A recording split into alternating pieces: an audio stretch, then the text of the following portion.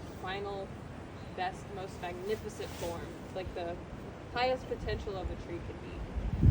Our conditions that we have here for them. And bigger trees have more leaves, which help absorb more carbon dioxide from our atmosphere.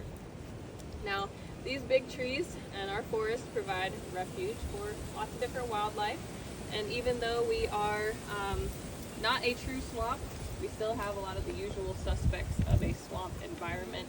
So during the warmer months especially, you can see all kinds of reptiles, from alligators to turtles, lizards, and we have 21 different species of snake that will live in the park.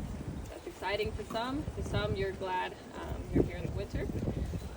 And then, of course, we have lots of famous insects that will be in the park. One of them I like to talk about are our golden silk orb weavers and other spiders. Those guys can get to be about this big. And if you're walking on the boardwalk first thing in the morning, I want you guys to look out for floating leaves because that is suspended there by a spider's web. And if you're not the one to spot it, you could be the one that has the spider in your face as you're going by. Not as famous though, of course, as our over 20 different species of mosquito. If you miss it on your way in under the breezeway, we have a mosquito meter going from number 1, all clear, to 6, war zone. It can be pretty buggy out here. Depends on how much water we get in a given year. This past summer didn't get much past the 3. It wasn't super wet. And normally we have a lot of shade under this area when all the trees are back on the leaves, which allows the mosquitoes to have free reign all day long in the forest. Perhaps not as famous though as our synchronous fireflies.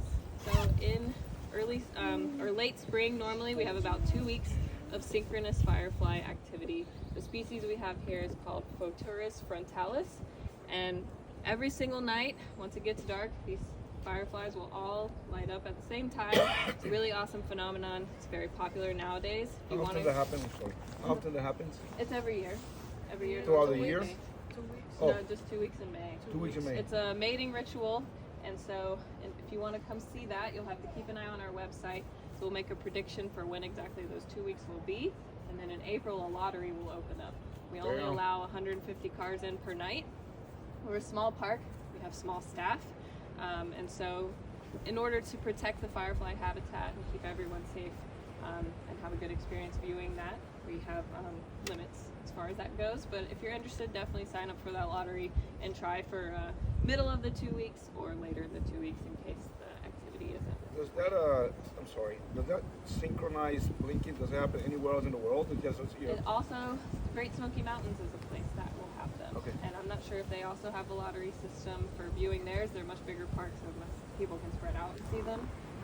But it's a newer phenomenon that people are learning about in their public lands or their spaces to say, hey, we have this, people should come see it.